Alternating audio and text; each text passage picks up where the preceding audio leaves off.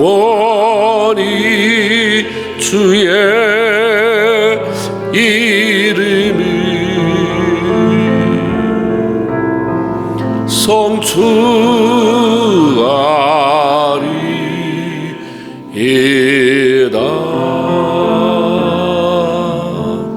할렐루야. 아멘. 아멘. 2026년도라고 하는 새해의 두 번째 주일을 맞이했습니다.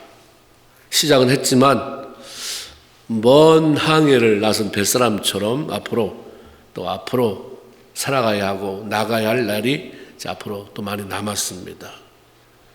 하나님께서 허락하신 새로운 기회에 대한 감사 그리고 기대로 출발했지만 내일을 알 수 없는 그런 삶을 살아간다는 것, 미래를 향해 간다고 하는 것은 불안하고 두려울 수밖에 없는 그런 사실입니다.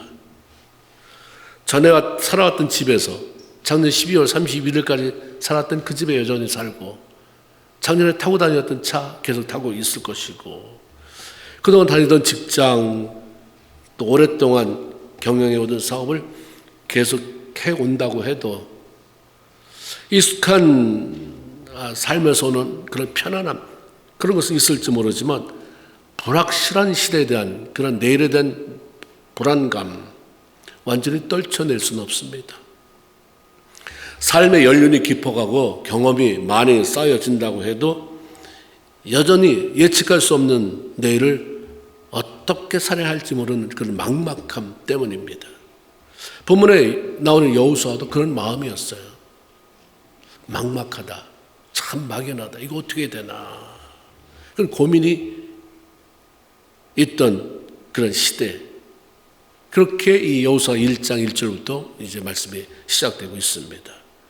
그런데 하나님은 오늘의 성경 말씀을 통해서 그런 상황 속에서, 막막한 상황 속에서 하나님의 자녀들이 어떤 마음으로, 어떤 자세로 자기에게 주어진 삶을 살아갈 것인지, 헤치고 나갈 것인지에 대한 말씀을 아주 구체적으로 명쾌하게 들려주고 있습니다.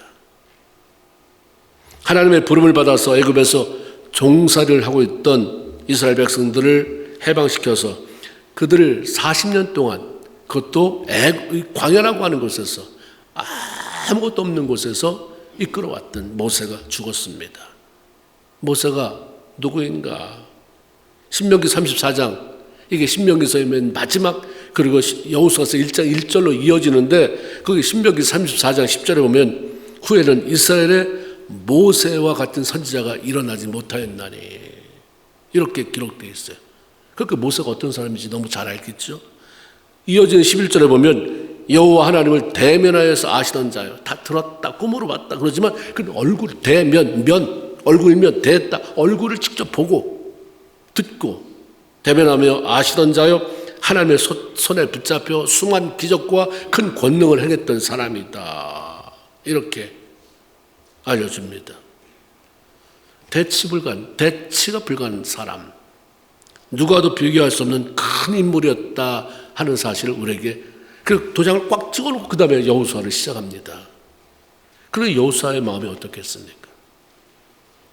이 모세가 근데 죽었다는 거예요. 아무리 대단한 일을 해도 죽기는 죽는구나, 이렇게 시작이 돼요.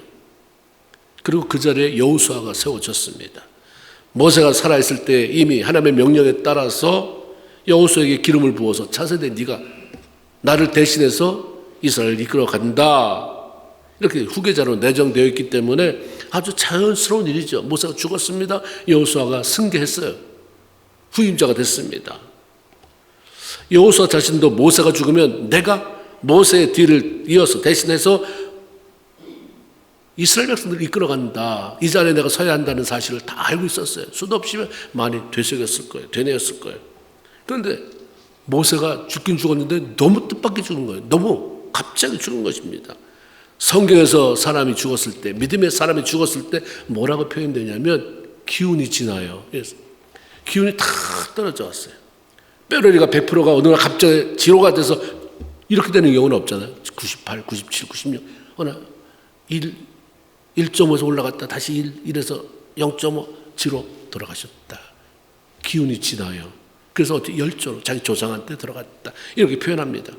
아브라함이 죽었을 때도 아브라함이 기운이 지남에 열조로 들어가고, 아들 이삭이 죽었을 때도 이삭이 기운이 지나요 열조에게도 들어가며, 야곱이 죽었을 때도 기운이 지나요. 이렇게 다 표현됐어요. 그러니까 자녀들이 자신의 아버지가 점점 힘을 잃어가는 것을 보면서 아버지가 젊었을 때는 저렇지 않았는데 힘이 많이 잃었네, 안타깝네. 그러다가 기력이 닿아서 죽는 것, 슬프기는 했지만 당연하게 받아들였을 것입니다. 그런데 모세는 달랐어요. 신명기 34장 7절을 보면 모세가 죽을 때 나이가 120살 이르되 그 눈이 흐리지 아니하였고, 눈이 아주 정말 좋았다는 거예요. 기력이 쇠하지 아니하였더니 기운이 쇠하지 않았다. 여전히 120살에 비해서는 강건했다는 얘기죠. 여전히 그런 사람, 그러니까 백성들이 볼 때 충분히 아직 우리 이끌 만한 힘이 있는 분이야. 이끌고 나갈 수 있어. 근데 갑자기 하나님이 120세가 되니까 딱 데리고 가신 거죠. 모세의 죽음은 이스라엘 백성들을 애굽에서 이끌어내서 광야의 그 험한 그 여정을 다 통과시키고 가나안 땅 입구까지 인도가는 것, 그 사명이 끝났기 때문에 주어진 거죠. 사람은 나랑 상관없이 사명이 끝나면 죽는 거구나. 사명이 끝나면 모세 더 살 수도 있겠죠. 근데 사명이 끝나니까 그 사명을 잘 완수하면. 근데 큰 나이가 많은데도 무슨 사명이 남았기 때문에 잘 생각해야 돼요. 그 사명이라는 게 애굽이 하나님의 바로를 통해서 일했을 때 바로가 좋아서 일한 게 아니라 바로가 고집세고 완고하고 하나님 말씀 안 되니까 10가지 재앙을 내리는 것을 다 보게 만들어서 그런 일에 바로가 쓰임을 받았다고 하는 거. 내가 살아있는데 나 저렇게 살면 안 된다 인생, 이런 샘플로 내가 사명을 받았느냐? 그렇지 않고 해서 하나님 내 사명이 다른 사람 감화시키고 변화시키고 도전 줘서 그 사람 살리는 것이 되게 앞서서, 내가 가만히 있어 무슨 일을 하지 않아도 내가 살아있는 것만으로도, 안되게 나와서 출석하고 예배하는 것만으로도, 사람들 사이에서 어깨를 두드리는 것만으로도 내 인생에 하나님 사명이 되게 하시고, 그리고 그 사명이 마칠 때는 정말 기쁨으로 하나님 나라 맞이하게 하옵소서. 이게 연세 드신 분의 소망이어야 되고 우리도 그렇게 자라가야 된다는 젊은이들의 꿈이 되어야 되는 거죠. 여호수아가 백성들과 함께 30일 애곡하는 시간, 애통하는 기간을 가졌습니다. 이 모세를 추모하며 애통하는 시간 30일을 끝냈는데도 불구하고 여전히 슬픔, 그리고 슬픔과 더불어 찾아온 게 뭐냐면 무기력함입니다. 무기력감에서 빠져나오지 못했어요. 언젠가 모세가 죽으면 내가 그 자리에 서야 된다 하는 생각과 정작 그가 딱 죽고 나니까 이게 현실이 되어버리니까 너무 사정이 달라진 거죠. 모세 죽자 여호수아를 짓누르는 게 너무 많았어요, 마음이. 그러니까 우리가 뭘 지게를 지고 가서 너무 힘든 게 아니라 마음의 무게가 너무 힘드니까, 짓누르는 게 힘드니까 못 일어나는 거예요. 그래서 가장 큰 게 뭐냐면 두려움이었습니다. 두려움. 여호수아는 지난 40년 동안 누구보다도 모세 가까이 그를 돕고 섬기면서 하나님이 얼마나 그를 놀랍게 사용하셨는지, 그 어떤 능력으로 이 백성들을 이끌어갔는지, 얼마나 대단한 사람이고 얼마나 위대한 지도자인지 너무나도 잘 알았어요. 봤어요. 근데 그 사람이 지금 사라진 거잖아요. 이제부터는 나 여호수아가 이 백성들을 이끌고 요단을 건너야 되고, 그리고 가나안 땅에 들어가야 되고, 그 땅을 정복해야 되고, 그리고 그 땅을 분할해서 백성들에게 나눠줘야 하는, 정착하게 만들어야 되는 그런 이제 시점에 와 있었습니다. 어쩌면 모세는 힘들었지만 그냥 광야라고 하는 길, 자기 백성하고 지지고 볶고하면서 살아가는 거지만 여호수아의 그 시대 상황은 또 달라져요. 가나안에 들어가면 가나안의 토착민들이 있잖아요. 그 부족들하고 막 섞이게 되고 그거 쫓아내야 되고 분리시켜야 되고 너무 복잡해져요. 생각만 해봐도. 예측할 수 없는 환경 속으로 이제 들어가야 되는 거예요. 이런 일들을 모세가 없이 내가 해낼 수가 있을까? 아무리 생각해도 답이 나오질 않는 거예요. 하긴 해야지. 내가 기름 부음을 받았으니까. 내가 주의 종이 됐으니까. 여호수아 모세를 이어서 이 자리에 올라갔으니까 나 여호수아가 해야지 하는데 자신감이 자꾸 없어지는 거예요. 시간이 갈수록 없어졌잖아요. 그래서 찾아오는 것은 두려움이에요. 두려움 덩어리가 바위 덩어리부터 짓누르니까. 그때 하나님이 여호수아를 찾아오셨습니다. 그리고 하신 말씀이 2절이에요. 2절. 내 종 모세가 죽었으니 이제 너는 일어나 이 모든 백성과 더불어 일어나 이 요단을 건너 내가 너희에게 곧 이스라엘 백성들에게 주는 땅으로 가라 하는 말씀이었습니다. 여호수아가 알아요. 모세가 죽은 거. 30일 동안 애통했잖아요. 근데 하나님은 와서 하신다는 말, 그 말씀 하신 말이 얼마나 많은데 그 말 다 알고 있는 말을 또 반복할까?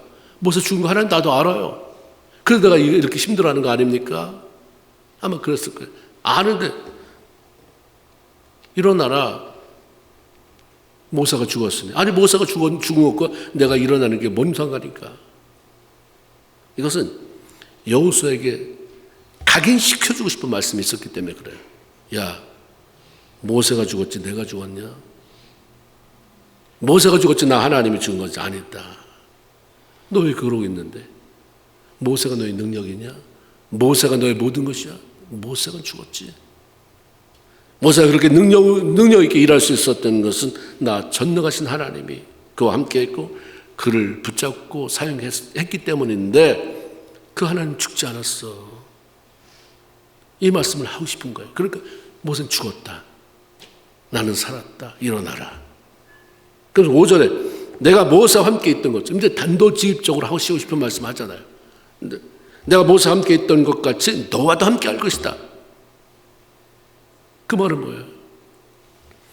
나와 함께 하신 하나님이라면 모세가 했었던 거 다 하고도 남는다는 거죠. 내가 너와 함께 하는 것 같이 모세와 함께 한 것처럼 너도 함께 한다. 내가 너를 떠나지 않는다. 너를 버리지 않는다. 그럼 대체 더 이상 뭐가 필요해요? 이 말씀이 근데 왜 여기다 적였습니까? 너한테 한 말이다 이 말인 거죠 하나님이. 근데 우리는 모세한테 이런 말씀하셨구나, 여호수아한테 이런 말씀했구나, 나한테는 그렇게 무기력해 사는 거예요. 성경을 왜 읽습니까? 저 말씀이 내 말씀이다라고 딱 받아들이고 내 거로 삼기 위해서 성경 읽는 거 아닙니까? 여호수아야, 그럼 빨리 이름 바꾸세요. 은철아, 이 목사야.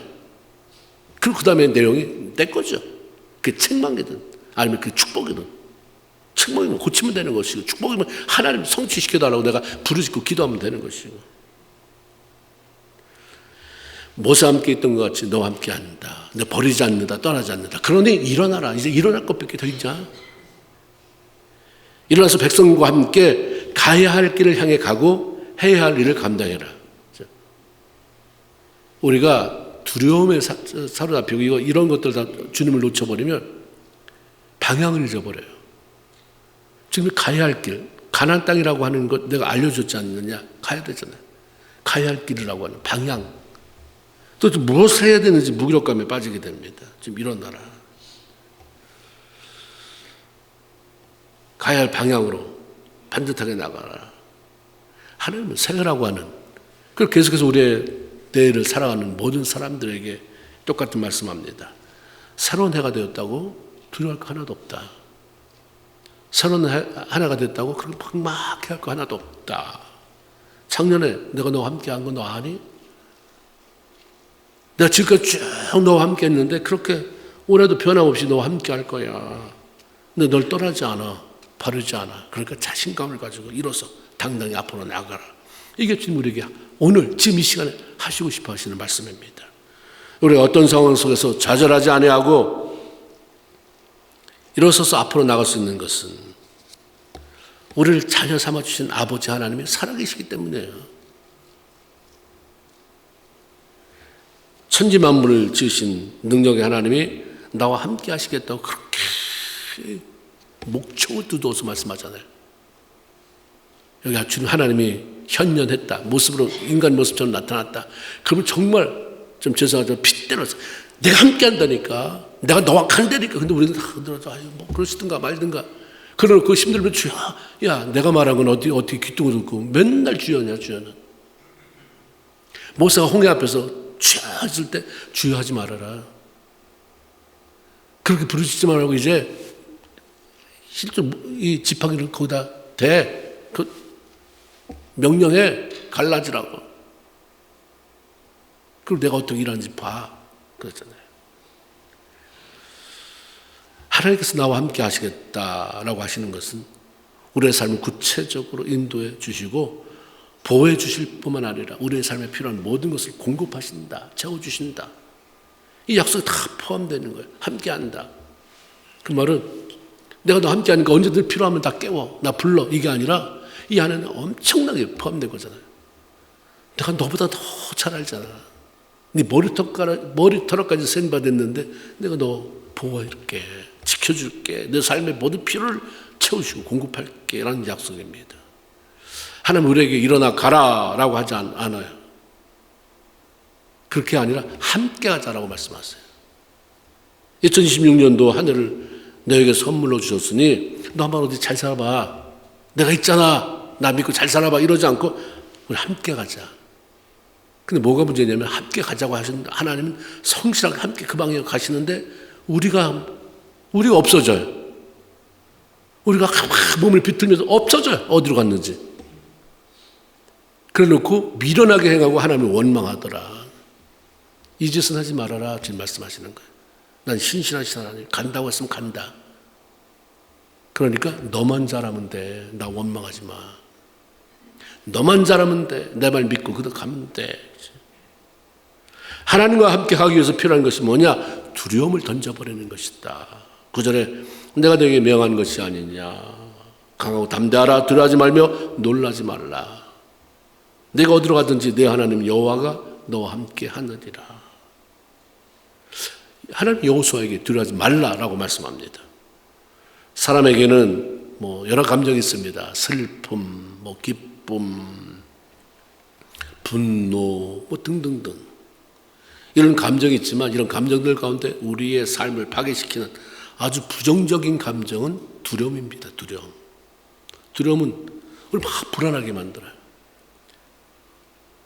피아노 연주회나 아이들 시험을 갔거나 아니면 많이 연습해서 기가 막히게 잘 준비했는데 막 두려워서 떨면 그다음부터 다 망하는 거예요. 두려워서 떨면 1번에 답을 써야 될 걸 2번 답을 1번에다 쓰기도 하고 쫙 밀려서 나중에 보면 자기도 상상도 못하는 그런 낮은 점수가 나오게 되는 것. 두려움은 불안하게 만들고 잘할 수 있는 것도 못하게 만들고 한 발짝 또 앞으로 나가지 못하도록 붙잡아 거기에 아주 얼어버리게 만드는 우리를 파괴시키는 요인입니다. 그래서 성경은 두려워하지 말라는 말이 그것보다 더 많아요. 두려워하지 말아라. 이사야 41장 10절에도 두려워하지 말아라. 내가 너와 함께 함이니라. 놀라지 마라. 나는 내 하나님이 되매이더라. 내가 너를 굳세게 하리라. 참으로 너를 도와주리라. 참으로 나의 의로운 오른손으로 너를 붙들리라. 어떤 학자에 의하면 성경의 번역이 좀씩 틀려서 그렇지 그냥 같은 비슷한 그런 단어들을 찾아보면 성경에는 두려워하지 말라는 말이 365번 나온다. 이렇게 얘기 한 번 했어요.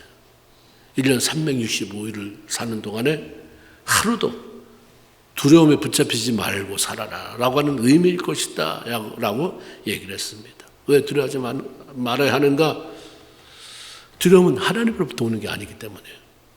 우리가 신앙생활 하는 중에 가장 잘하는 것은 이거 하나님이 원하는 것, 하나님께로부터 오는 것, 그럼 내가 없어. 그렇게 살아야지. 이거 하나님이 원하는 거 아니지? 빨리 털어버려야 돼요. 미운 감정, 오늘 하나님 오랜만에 선물로 나에게 미워할 감정을 주셨는데 이런 적은 없습니다. 나한테 갑자기 왜 이렇게 왜 그 사람이 그렇게 징그럽게 싫은가? 왜 저만 분노가 일어나는가? 왜 신경질이 나는가? 이 감정 하나님 주신 거 아닌데 그 아닌 것을 끌어안고 사니까. 그것도 문제가 그 안에서 엉겅퀴가 고슴도치 같은 게 나와서 막 우리 찌르는 거지 내 거 아니야. 안 보이잖아요. 우리가 그래서 집에다가 하나씩 갖다 고무로다 된 풍선을 갖다 놓든지 거기다 쓰세요. 미움 이거 내 거 아니야. 바로 쳐버리고 그다음 지워버리고 다음 거 그다음에 우울 그럼 우는 게 있으면 바로 한번 쳐버리고 우울 내 거 아니야. 우리가 그렇게 해보려고 애쓰면 써야 되는 거죠. 무슨 방법을 통해서든지 우리가 무슨 대단하다고 맘만 먹으면 저절로 애써야 돼요. 몸부림쳐야 됩니다. 하나님 아닌 것은 다 던져버려야 되죠. 두려움 아니랬잖아요. 그러니까 던져버려야 됩니다. 하나님부터 멀어지게 만들어요. 두려움은 자꾸 하나님도 모두 그냥 우울하게 만들어요. 자신감 없게 만듭니다. 두려움은 하나님부터 온 게 아니에요. 디모데후서 1장 7절을 보면 분명히 말씀합니다. 하나님이 우리에게 주신 것은 두려운 마음이 아니요. 이렇게 이게 사도 바울이 디모데에게 한 얘기예요. 디모데가 목회자가 됐는데도 그렇게 두려움이 많았나 봐요. 소심하고. 하나님이 우리에게 주신 마음은 두려운 마음이 아니다. 우리 성경에는 두려워하는 마음이라고 되어 있지만 영어 성경에 보면 그 앞에 스피릿이 있어요. 킹제임스 버전에는 스피릿 of fear라고 되어 있어요. 두려움의 영. 두려워한다. 나는 마음이 심장이 약해서 영이에요. 영. 두려움은 영이다. 영. 그것은 하나님께 속한 영이 아니라 사탄의 영역에 속한 것이다. 물론 하나님도 두려움을 주시긴 해요. 그러나 그 두려움은 파괴적인 게 아니에요. 하나님을 인정하게 만들고 하나님을 경외하는 쪽으로 자꾸 우리의 방향을 몰아치려고 하나님이 우리를 그렇게 몰아치는 도구일 뿐입니다. 그 파괴적이지 않아요. 하나님이 두려움을 주실 때 빨리 회개하고 그렇구나. 내가 잘못 살아가고 있구나 하면 굉장히 방향 전환이 되는 거죠. 굉장히 삶이 틀려져 버려요. 사단은 끊임없이 사람들 마음에 두려움을 주어서 근심하게 하고 걱정 속에 살게 합니다. 우리 마음에 소망을 줘서 기쁘고 감사가 넘치게 살아가는 게 평안을 누리고 살아가게 하는 게 하나님이신데 사탄은 두려움을 주어서 자꾸 절박하게 만들고 낙심하게 만들고 우울하게 만듭니다. 사탄은 여러 가지 면에서 공격해 오지만 하나님은 오직 예수의 이름으로 공격해서 선포함으로 폐지시키라 말씀합니다. 중요한 건 그러면 두려움을 어떻게 제거시킬 수 있을까? 두려움을 우리가 어떻게 할 수가 없어요. 악한 사단의 공격이기 때문에. 그런데 하나님에 대한 신뢰가 정답입니다. 하나님을 두려워하지 말라는 이유를 말씀을 많이 하는 이유는 세상에 두려워할 일, 믿음을 잠깐 내려놓고 보면 너무너무 무서운 일들이 많은 거예요. 걱정 근심하기 너무 많아요. 애 보내놓으면 저렇게 애 때문에 온갖 상상을 쓰면서 애 걱정해야 되지. 비즈니스를 차려놓으면 이게 잘 될지 어쩔지 걱정해야 되지. 수도 없이 내가 좀만 몸만 아프면 이 몸이 이게 또 어떻게 번져서 어떻게 이게 뭐가 되는 거 아닌가 걱정하게 되지. 뭐 그렇잖아요. 우리 삶 속에 우리가 두려워할 일이 많아요. 일단 누가 두려워하지 않고 살 수 있습니까? 자신감이 넘친다고 두려워하지 않고 살 수 없어요. 용기가 있다고 해서 두려워하지 않고 살 수 있는 거 아니에요. 경험이 많거나 지혜롭다고 두려워하지 않고 살 수 있지 않아요. 누가 두려워하지 않고 사느냐? 하나님을 신뢰하는 사람이 두려워하지 않고 산다. 하나님을 신뢰함으로 담대하게 외칠 때 두려움은 사라집니다. 하나님을 신뢰함으로 예수 그리스도를 신뢰함으로 담대히 예수 그리스도의 이름으로라는 말을 사용할 때 선포할 때 물러가지 나는 지금 하나도 신뢰하지 않는데 예수 이름 그 껍죽이에요. 껍죽. 내가 예수도 알고 바울도 아는데 너는 누구냐? 날 믿지도 않으면서 맨날 예수 이름을 아니야. 신뢰. 내면에 꽉 채워져야 합니다. 그러면 하나님을 신뢰한다는 것은 무엇인가? 두려워하지 않으려면 두려움을 극복하려면 하나님을 신뢰해야 되고 하나님을 신뢰한다는 게 뭐냐? 그것은 말씀에 대한 신뢰입니다. 하나님 말씀의 신뢰. 하나님 신뢰. 하나님을 보여야 난 믿습니다 하지 보이지도 않는데 맨날 미친 사람처럼 믿습니다. 아니요. 줬잖아 내가. 성경 읽어. 그 신뢰. 하나님 자신이 하신 말씀을 반드시 지키는 분이십니다. 민수기 23장 19절에 보면 하나님은 사람이 아니시기 때문에 거짓말을 하지 않습니다. 인간이 아니시기 때문에 후회하지 않습니다. 어떻게 하신 말씀을 행하지 않겠습니까? 약속하신 것을 지키지 않겠습니까? 이게 현대인의 성경의 번역이 이렇게 되어 있습니다. 말씀대로 행하시고 이루시는 분이기 때문에 반드시 그렇게 하시는 분이기 때문에 그분의 말씀을 신뢰하고 그분의 말씀을 따라서 사는 것이 신앙생활의 기초입니다. 동시에 가장 중요한 요소가 되는 거죠. 하나님을 신뢰하려면 말씀을 신뢰해야 되는데 말씀을 신뢰하려니 말씀을 읽어야죠. 읽지도 않는데 난 그 말씀 신뢰합니다. 성경에 뭐 안 읽어봐도 다 알지 뭐 좋은 말씀 쓰여있겠지 뭐 난 믿습니다. 뭘 믿어요 여기? 하나님 말씀 좋은 말씀일 텐데 알아서 그때마다 쏙쏙 빠져서 빼내서 나한테 알려주시고 전혀 그렇지 않습니다. 읽어야지. 읽어야 이런 하나님이시구나 이런 말씀하셨네. 믿죠. 내가 하나님 그 말씀 절대로 믿습니다. 그래야 두려움이 물러가고 그 다음에 역사가 일어나는 거지. 그리고 우리 성경은 늘 말씀드리지만 성경은 덮어놓고 믿는 신앙이 아니에요. 이거 주일 올 때만 탁탁 털어가지고 요즘 털 것도 없어요. 주머니에 있으니까. 옛날에 피는 성경 이제는 키는 성경이 됐잖아요. 키는 성경은 키면 되잖아요. 뼈를 달지 않으면 돼요. 우리가 말씀을 읽어라. 말씀을 펴라. 여호수아 1장 8절에 하나님이 그렇게 말씀하시는 거예요. 일어나라 같이 가자 하시면서 이 율법책을 내 입에서 떠나지 말게 하며 주야로 그것을 묵상하여 그 가운데 기록한 것을 다 지켜 행하라. 그러면 네가 평탄하게 된다. 내 길이 평탄한다. 네가 형통한다. 하나님의 말씀을 마음에서 떠나지 말게 하고 이러지 않았어요. 내 입에서 떠나지 말게 해라. 입에서 떠나지 말게 하는 말은 읍절이라는 거예요. 읍절. 그래서 중얼 읽으라는 말인 거죠. 계속 네 입에서 그러다 하다가 그냥 잠에 드는 거 말고 읽어라. 읍절해라. 네 입으로 읽어라. 그런 거죠. 입으로. 그리고 묵상입니다. 묵상은 되새김질이잖아요. 성경에 보면 되새김을 좋게 얘기해요. 그래서 짐승 먹을 때 정한 짐승, 부정한 짐승 중에서 되새김질 하지 못하는 건 먹지 말아라. 되새김질. 소는 위가 4개예요. 소처럼 먹는다, 많이 먹는다. 꽉 채우잖아요. 그리고 보세요. 소가 한 번도 가만히 있나? 계속 입을 계속 우물우물거려요. 그러면서 여기서 거품이 흘러나리고. 그래서 다 소화 효소 아닙니까? 그 끄집어내서 딱 씹어요. 일단은 막 꿀꺽꿀꺽 삼키는 모양이에요. 그래서 이거 하루 종일이에요, 종일. 그 다음에 점심 먹고 또 소죽 먹고 여물 뜯어먹고 그러면서 또 먹고 또 흘리고 반복해서 곱게 갈아질 때까지. 그렇죠. 네 말씀을 분쇄시켜라. 말씀 읽고 생각하고 또 생각하고 잘근잘근 씹어서 네 삶에 집어넣고 하나님의 마음을 알아라. 성경에 있는 게 뭐냐면 하나님 마음을 아는 거잖아요. 마음을. 여러분 마음을. 그리고 그분이 의도하는 삶을 살아내는 것. 하나님의 말씀이 신뢰되면 그 말씀 제가 그대로 살고 싶은 거죠. 우리는 너무 소중한 거를 예수 믿어서 이게 얼마나 중요하다는 걸 알았어요. 여기에 모든 게 다 들어있다. 내 삶의 축복이 여기 들어있다는 걸 아는데도 불구하고 예수 안 믿는 사람처럼 행동하고 살아요. 그 사람들이 살아가는 방법을 너무 부러워합니다. 하나님이 주시는 것은 하나님은 내가 애써서 모으는 게 아니에요.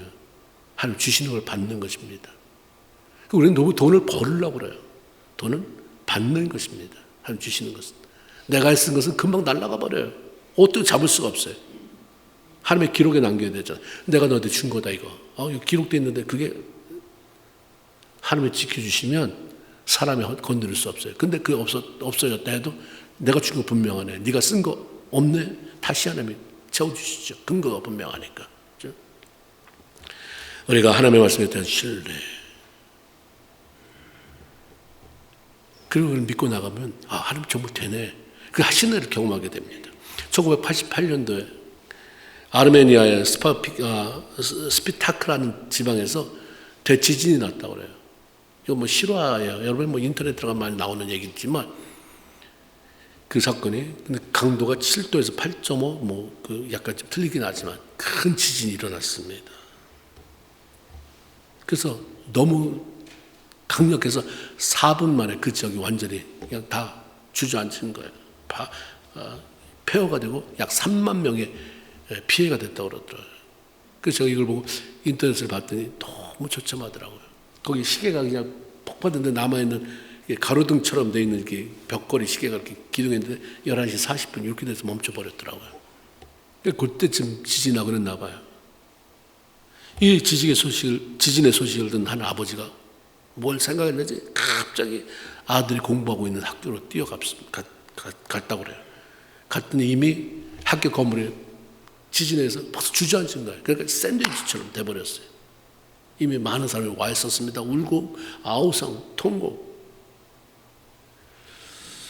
아버지가 그때 자기 아들한테 늘 하던 말이 떠올랐어요. 야, 무슨 일이 일어나면 아버지는 반드시 널 찾으러 그리로 갈 거야. 걱정하지 마. 이 얘기를 수도 없이 했다는 거예요. 무슨 일이 일어나면 내가 너한테 간다. 아빠가 늘 너한테 가니까 너무 걱정하지 말고 살아라. 이거죠.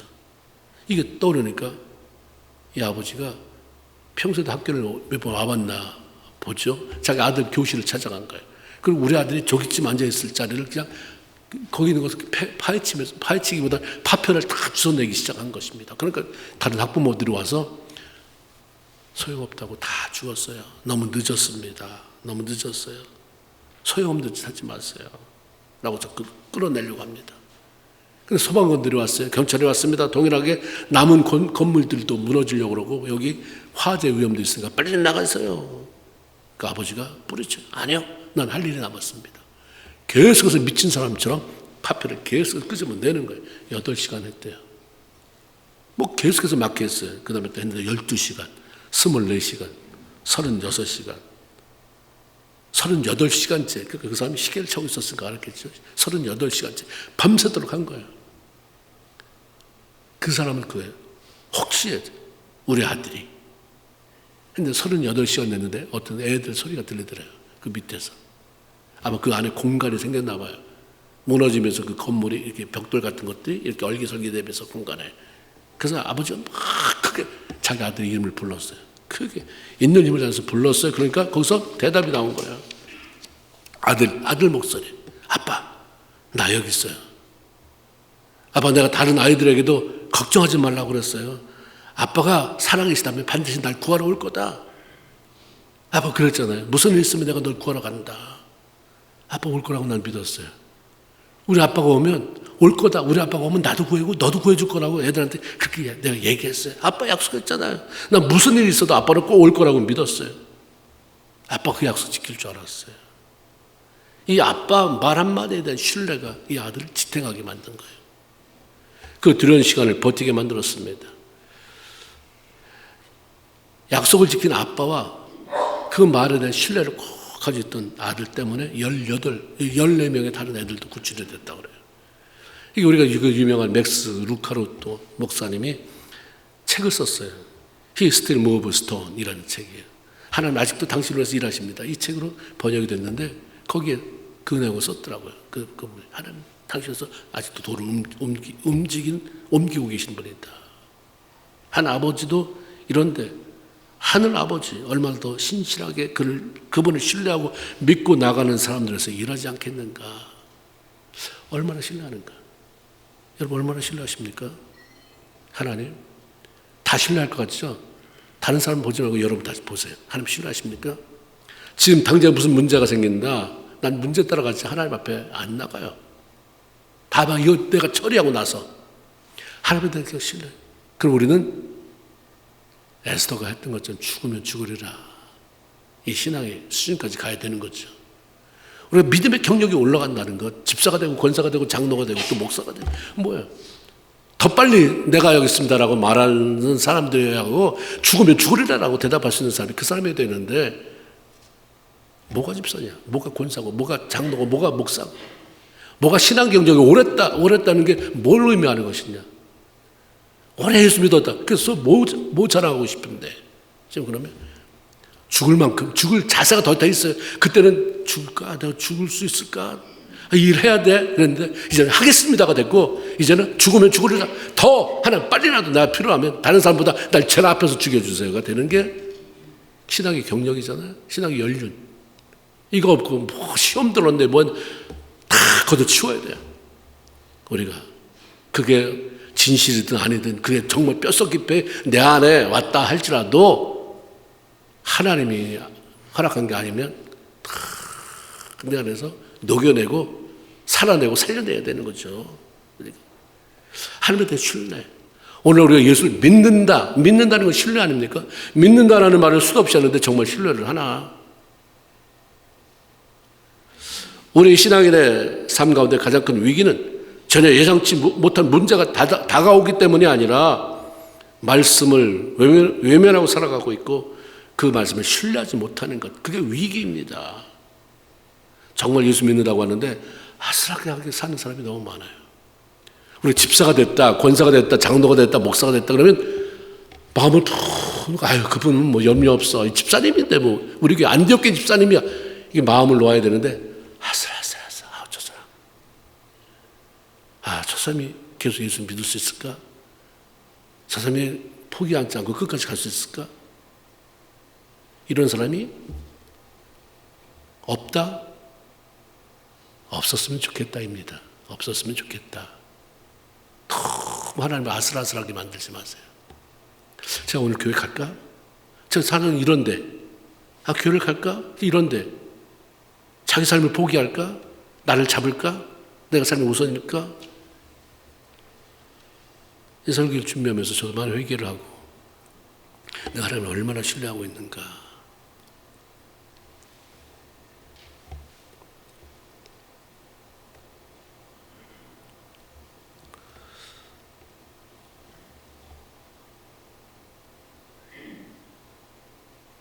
하나님을 믿는다고 하지만 우리 삶 속에 참으로 하나님과 상관없이 그냥 교회를 오는 거지 믿는 게 아닌 그런 경우가 참 많이 있습니다. 이 땅에서 하나님의 사람들, 신앙인들이 잘 되는 삶, 형통하는 삶의 비결은 애쓰고 수고가 아닙니다. 하나님의 말씀을 신뢰하며 그분과 동행하는 것입니다. 이것을 외면하고 살잖아요. 잘 되는 것 같아요. 그럼 많은 사람이 그 사람 부러워하더라고요. 근데 끝에 가면 다 열매가 없어요. 저거 다 어디로 사라질지가 돼버려요. 시편 1편 누가 복 있는 사람인가를 우리에게 물어옵니다. 그래서 그렇게 말하잖아요. 다 같이 한번 해봐요. 1절 시작. 복 있는 사람은 됐습니다. 복 있는 사람은 그 말은 그 다음 뭐예요? 누가 복 있는 사람이냐? 대답 2절 3절. 그런 사람은, 복 있는 사람은 저는 시냇가에 시작. 시냇가에 심은 나무가 시절을 쫓아 과실을 맺으며 그 잎사귀가 마르지 아니함 같으니 3절. 그 행사가 다 형통하리로다. 그렇죠? 형통. 부지런하고 열심히 살았으니까 저 사람이 형통한다가 아니라 복 있는 사람은 악을 꾀도 아니하고 오만한 자의 자리에 앉지 않고 그러면서 쭉 나온 게 여호와의 율법을 즐거워하여. 그냥 하나님 말씀은 너무 좋은 거예요. 읽는 것도 좋고 깨달아가는 것도 좋고 그걸 살아야 되겠다고 결단을 하나님 나에게 해주게 하시는 것도 감사하고 말씀이 날 깨닫게 만드는데도 너무 기쁘고 가장 많은 사람 성경에서 참 많은 사람이 나오지만 많은 믿음의 사람이 있지만 하나님의 특별한 사랑을 받았다. 하나님의 특별한 축복을 받았다. 그 대표적인 사람 꼽아라 그러면 전 다윗 같아요. 하나님 마음에 합한 사람 얼마나 많은 축복을 받았습니까? 그 사람의 생을 요약하면 저가 어디로 가든지 하나님이 이기게 하시더라. 이게 그의 삶에 매 순간 얼마나 많이 나오는지 몰라요. 저가 어디로 가든지 하나님이 저가 이기게 하셨다. 그러니까 다윗 시대 그 나라가 영토가 가장 많이 확장됐어요. 싸움은 하나님 이기게 하니까 이겼어. 이기니까 땅이 넓어지네. 나는 꼭 땅을 뺏으려고 하는 게 아니라 저놈들 쳐들어오니까 가서 응전해서 싸웠는데 우리가 이겼어. 이기다 보니까 그 노량물들 다 가져왔죠. 그 땅이 그냥 넓혀지고 우리나라의 광개토 대왕과 같다. 여기 얘기를 해요. 땅을 가장 넓혔던다. 왜 그랬을까? 하나님의 말씀을 얼마나 사모하는지. 제가 그 말씀 읽고 싶어서 새벽 일찍 일어난다. 이런 표현들. 말씀과 기도를 들으시는 주여. 그러니까 탐대 거칠 것이 없는 거예요. 사람이 그렇게 하라고 그래. 사람이 나한테 어떻게 할 수 있는데. 난 하나님. 그러니까 말씀. 그렇게 살았던 다윗이 마지막 솔로몬에게 이런 유언을 남깁니다. 열왕기상 2장 3절에 보면 너 왕이 똑똑해. 똑바로. 하나님이 나 위에 이어서 계속해서 왕위가 끊어지지 않게 한다고 했으니까 네가 조심해서 왕위가 끊어지지 않게 만들어. 이런 얘기하지 않았어요. 내 하나님 여호와의 명령을 지켜 그 길로 행하며 그 법률과 계명과 율법과 증거를 모세의 율법에 기록된 대로 지켜라. 그러면 네가 무엇을 하든지 따라합시다. 네가 무엇을 하든지 네가 어디로 가든지 형통하리라. 아멘입니까? 이러면 됐잖아요. 네가 무엇을 하든지 어디로 가든지. 이거 잡으세요. 이거 잡아요. 이거 잡으면 이거 잡고 그러면 언제 이래? 하나님은 이걸 잡잖아요. 그럼 일하게 만들어요. 마지막에 이거 또 해야 돼. 정말 일가기 싫다가 아니라 자꾸 하나님 새로운 아이디어도 주고 열정도 주시는 거지. 성령 잡았더니 너 그 비즈니스 다 팔아치워라. 들어앉아서 성경만 하라. 그런 분이 아니에요. 오죽했으면 일하기 싫거든 먹지도 말아라. 하는 말씀하잖아요. 그런 분이잖아요. 이걸 잡으니까 여기서 참신한 아이디어가 나오는 거고 그렇게 했으면 좋겠다. 그렇게 했으면 좋겠다. 그렇죠? 다윗이 그렇게 살고 그렇게 유언할 수 있었던 것은 살아보니까 진짜네. 내가 신앙생활을 했잖아요. 체면상 내가 목사가 돼서 마지막 때 끝까지 했는데 자식한테는 하나님 뜻대로 살면 하나님 축복하신다 이런 예언, 이런 축복의 유언 안 나가죠. 내가 살아보니까 이게 다구나. 이게 다 경험하니까 살아보니까 하나님 날 형통하시는구나. 말씀 잡고 말씀대로 사니까 하나님이 내 삶에 가장 좋은 길로, 내가 어디로 가야 되는지 모르는데 그냥 말씀 이끈 대로 가다 보니까 그게 가장 좋은 자리였고 좋은 그런 땅이었고 이거구나. 그러니까 나 이제 조금 죽는다. 나 없어도 하나님은 살아계신다. 그러니까 너 말씀 잡고 살아라. 이 말씀이 계속해서 보면 우리한테 내려온 거잖아요. 우리는 어떤 족보가 없지만 성령이 친히 우리에게 말씀하잖아요. 구약에 있는 말씀, 그거 다윗의 이야기 내가 다시 너한테 들려줄게. 다윗이 솔로몬한테 한 얘기 내가 들려줄게. 너도 똑같아. 말씀 잡아. 그래서 계시록에 나오잖아요. 이 예언의 말씀에 읽는 자와 듣는 자들과 그 가운데 기록된 것을 지키는 자가 뭐가 있다? 복이 있다. 성경은 맨 끝에 마무리하는 장이에요. 말씀을 잡고 하나님을 신뢰하고 신뢰했더니 두려움이 사라지고 두려움이 사라지니까 내가 뭐 잘할 필요가 뭐 있어요. 가지고 있는 것만 100% 발휘해도 인생 성공할 수 있어요.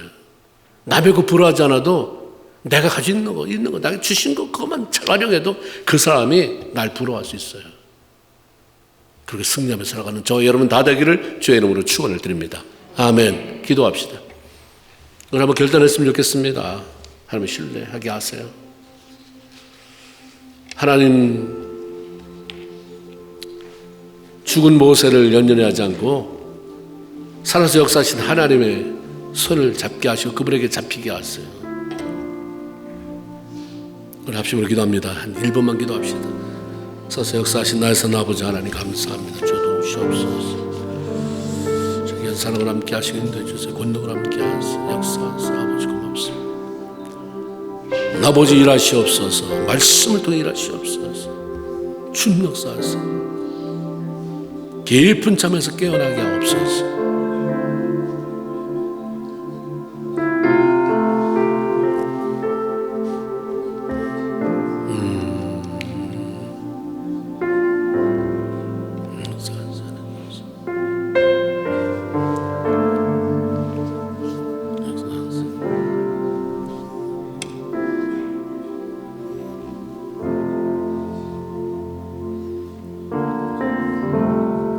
하나님 지금까지는 내 마음대로 살기 때문에 말씀을 나 생각 아래에 두고 살았던 것, 그래서 나 편한 대로 살았다고 한다면 올 2026년도에는 좀 불편하게 살 수 있게 도와주옵소서.